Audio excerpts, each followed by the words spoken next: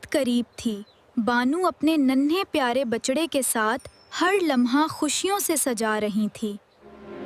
मेरा खूबसूरत बछड़ा, तुमसे हमारे घर की रौनक है। बानू ने अपने बछड़े के लिए फूलों और रविशनियों से एक प्यारी सी जगह सजाई।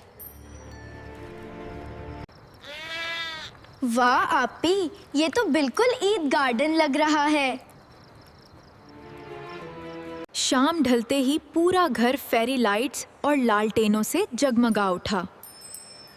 चांद, रात की ठंडी हवा और चमकते दिए हर चीज को जादुई बना रहे थे। हापी देखो, हमारा बछड़ा कितना खुश है। हाँ, वो बहुत खुश और प्यारा लग रहा है। चांद रात में ईद की खुशबू हर तरफ महसूस हो रही थी। मेरा बछड़ा सबसे खूबसूरत लग रहा है।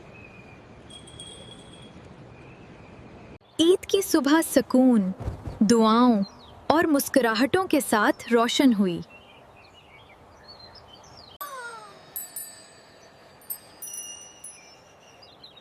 ईद मुबारक मेरे प्यारे बछड़े।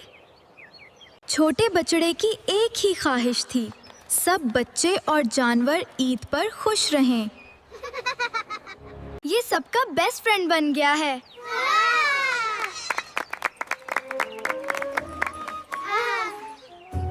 ईद की उस प्यारी रात में हर तरफ सिर्फ प्यार, सुकून और मुस्कुराहट थी। तुम्हारे साथ ये ईद हमेशा एक खूबसूरत याद बनकर रहेगी। हाँ, चांदनी रात, जगमगाती रोशनियां और बानू का प्यारा बछड़ा ईद को और भी खूबसूरत बना रहा था।